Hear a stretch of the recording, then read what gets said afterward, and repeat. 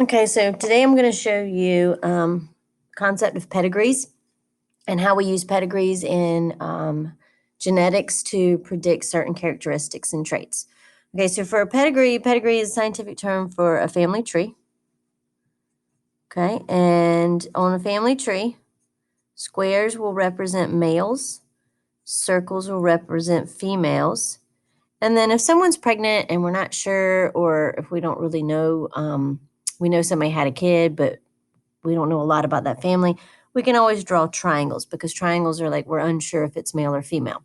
Now, on a pedigree, they're all genetically related. Okay, so if it's a step parent or step sibling, if it is an adopted child, if it is a family friend, someone who marries into the family but they have no kids, these things don't go on the pedigree because this is your genetic trace through a family. And so with pedigrees, I want to teach you how to recognize a dominant pedigree, one that shows a recessive trait, and then one that shows sex-linked trait. Okay, so in a dominant pedigree, there's a lot of people in the family are going to have it, but in a dominant, one parent must have the trait. It's a terrible must, but that's what it means. Okay, so if a kid gets the phenotypic characteristic or the disease or whatever, it had to have come from one of their parents. And if they have it and one of their known parents don't, then there is something going on that is not, one of them is not their parent. All right, recessive can skip generations. Okay, so when you see traits showing up, every couple of generations, that typically means they're recessive. And then sex-linked, you're going to see is most common in males. Now, it doesn't mean females can't have it because they can. But if you look at a pedigree and you notice that there's just a bunch of boys that have the trait, and I'll show you how we figure out who has the trait, then you're going to know it's sex-linked, okay? So when we're doing traits, males, if they are shaded in, they have whatever characteristic it is we're looking at. Same thing with females. If they're shaded in, they have whatever trait it is. Sometimes you're going to see something like this. So they're like half shaded in. Sometimes they draw them like half like this. Doesn't matter. That means they're heterozygous for the trait or they're a carrier. So it just depends on what we're looking at. So for example, you have mom and dad, and they have a girl, a boy, and then a girl. And normally when you do a pedigree, you're going to put the children in order of when they were born. This daughter, she marries, and she has a girl and a boy. And he marries and has, we'll say, two girls. And she marries, and she has girl, boy, girl. Okay, so this is just a family tree. So this would be considered the P generation. These are your F1s and these are your F2s. Okay, so and sometimes they number them. They'll call this the 1 generation. They'll call this the 2, and they'll call this the 3. That's fine. Okay, so if this was me, and let's say I'm right here.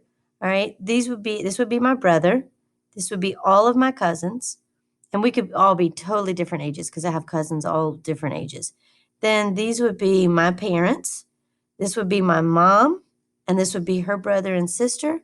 And then this would be my grandparents, which would be my mother's parents. Okay, now my dad's side of the family, it would be a totally different pedigree.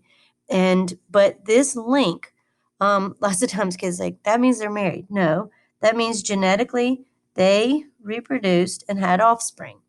Okay, so half of his DNA and half of her DNA went to these two kids. So this is all just science, all right? This isn't relationship advice.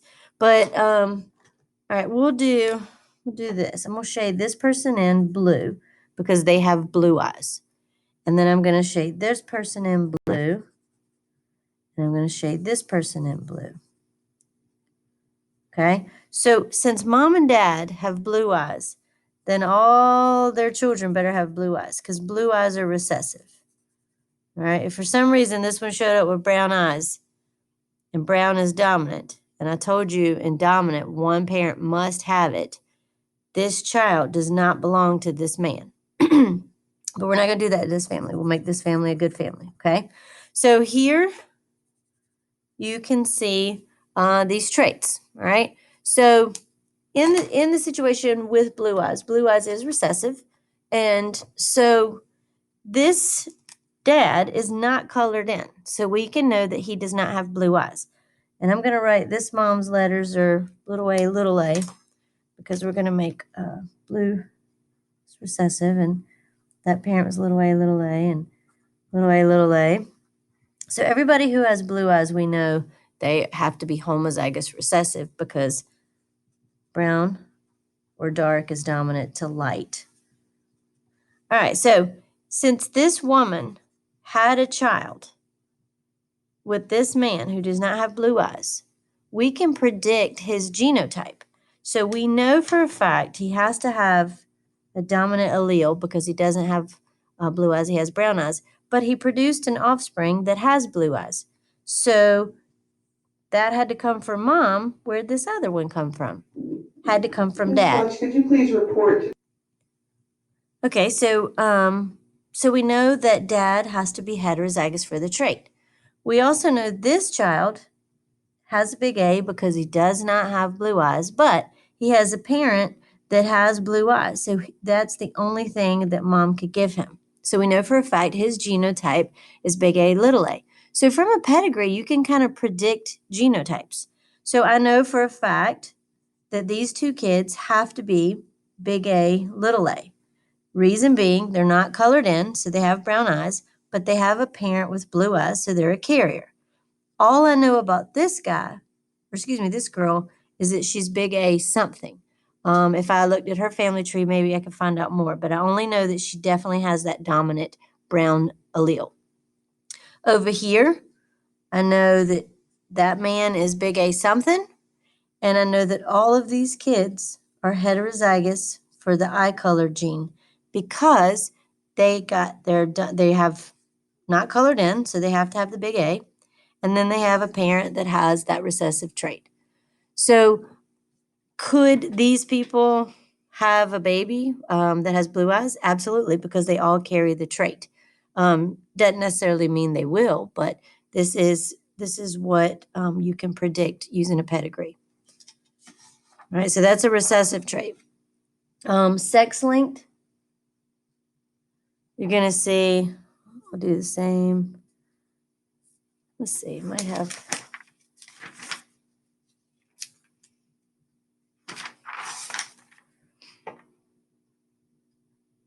So we'll have all this, and we'll give them.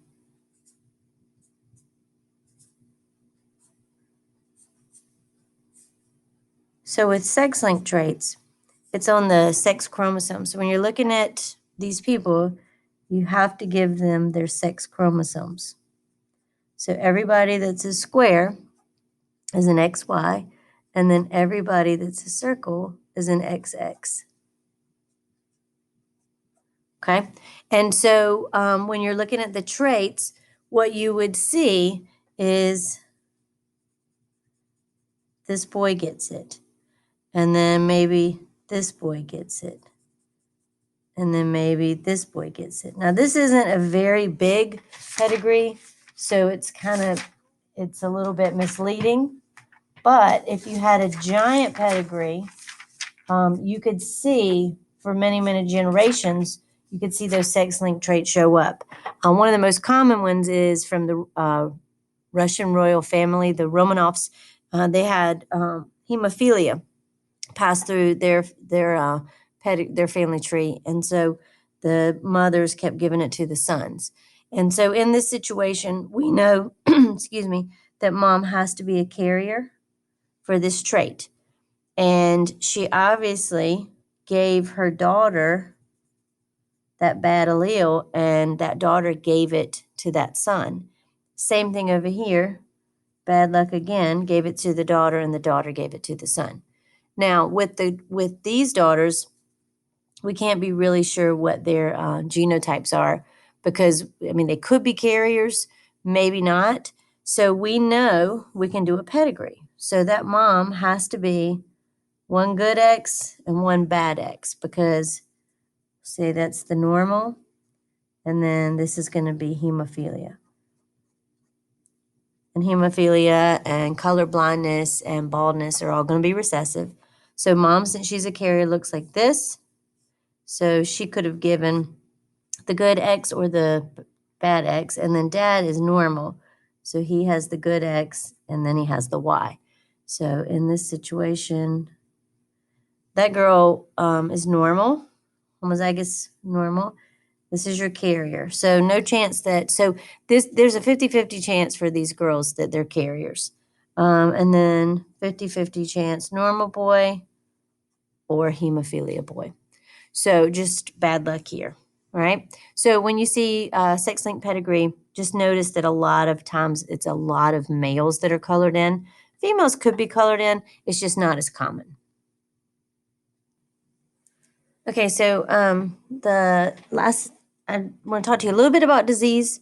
So genetic disorders, and these are ones that are inherited. Okay, so most are recessive.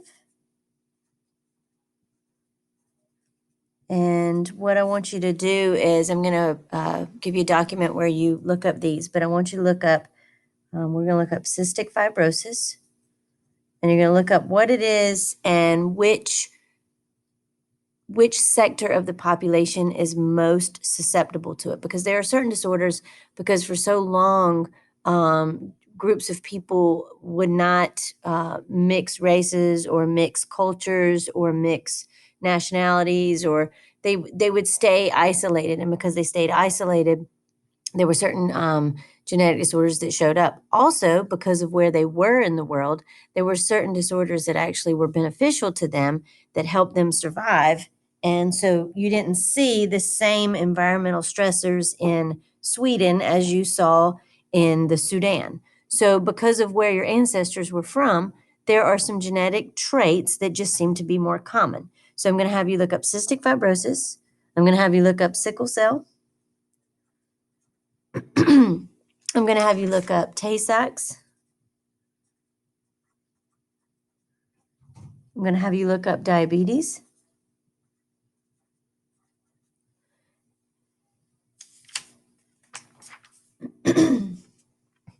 Okay, so I want, excuse me, I'm going to give you a document where you can look these up and you'll be able to give me some more information. But the key here is that most of these are recessive, so you do not see them in the normal population, because in order to have all of these, you had to have inherited the bad allele from both of your parents. And the chances of that just goes down the less closely related you are to someone else. And that's why people tend to marry people from different families, and that just makes all these things less likely to occur. Now, there are a couple that are actually dominant. And dominant ones don't seem to stick around that much, but there are two. One of them is Huntington's disease. And this is also going to get added to your list of disorders to look at. But the reason Huntington's disease shows up and kind of sticks around is because your symptoms don't show up until maybe you're 40 or over 40. And so you've probably already had kids at this point, and unknowingly could have passed on this trait to your kids. Because if you have a Huntington's disease, you tend to be heterozygous for it. And so every kid you have is a 50-50 chance. And so now they have genetic tests. So if Huntington's disease runs in your family, you can go get a genetic test, and they'll let you know if you have the allele, that bad dominant allele, and then you can make an executive decision. Should you even try to have kids, or should you adopt, or should you do some sort of genetic testing on your egg or sperm cells to see before you actually have a baby? The other one that's pretty crazy is it's called achondroplasia. And and the common name for it is dwarfism. Okay, so people with dwarfism, they have inherited a faulty gene that causes their body to, or their cells to build their arms and legs a little bit shorter than they should. The head is a little bit larger than it should. So the gene, surprisingly, is dominant. So most people will call big D for dwarfism and then little d for normal. And so most people in the world do not have a dwarfism gene. But we've all seen the TV shows where there are people who have dwarfism and they actually have normal children. And the reason is all persons with achondroplasia are heterozygous. And the reason we know that is because if you inherit two dominant achondroplasia genes, it's lethal. And so the baby does not develop. And so this Punnett square actually looks a little bit different than the ones we've been doing. The Punnett square for dwarfism, so if you're normal, you're this, and you marry somebody with dwarfism, they are definitely that. So when you have a baby, you can only give the normal genes, but your partner could give the dominant dwarfism or the recessive. So when you have babies, it's a 50-50 chance that they also have dwarfism. But two people, and I think there's a show, Little People, Big World, and they both had dwarfism. When they have babies, okay, so this is what the Punnett square looks like. But the probability is different because this outcome never occurs. And so when we ask what's the probability of them having a normal child, our chances are only 3. We don't have 4 options anymore because this doesn't develop. So normal now becomes 1 out of 3. Dwarf now becomes 2 out of 3. So whenever they tell you that a gene is lethal, that means that that baby will not develop. If they tell you if it's homozygous dominant lethal, that one won't develop. Homozygous recessive, that one won't develop. So when there is a lethal gene, you can cross out that box, and now your options are lower because it's not out of 4 chances, it's only out of 3. Okay, so very last concept, and it's called pleiotropy. All right, and then pleiotropy is when one gene affects multiple phenotypic characters. So one gene equals this phenotype and this phenotype and this phenotype. So it doesn't just make you have red hair or green eyes or sickle cell. One gene actually has multiple effects. So some of our most common examples are disorders. So sickle cell is one, and sickle cell causes this to happen, this to happen, and this to happen. You're going to look it up for me, so we'll talk about it. Another one is, oops.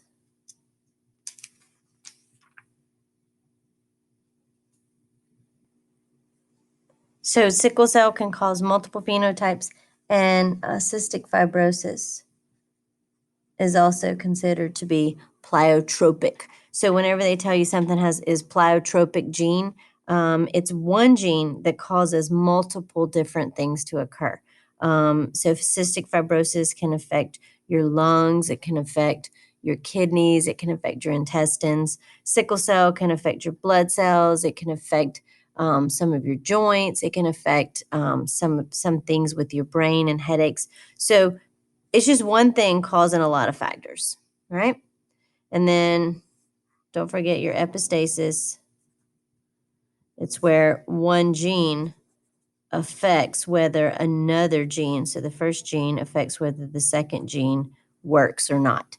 And we did an example with labs. You had to inherit the gene for color to turn it on. so that you could actually show and express the color genes that you received. So this is when two genes have to work together to get one outcome. Okay, this is where one gene causes multiple outcomes. And sometimes in epistasis, it can be multiple genes that affect the final outcome. For humans, this would be albinism. So we have the genes for color, but we have to inherit the genes to turn the color genes on so then we get to make melanin. All right, that's it for today, and you'll have some questions also attached. I'll attach them to Google Classroom for you.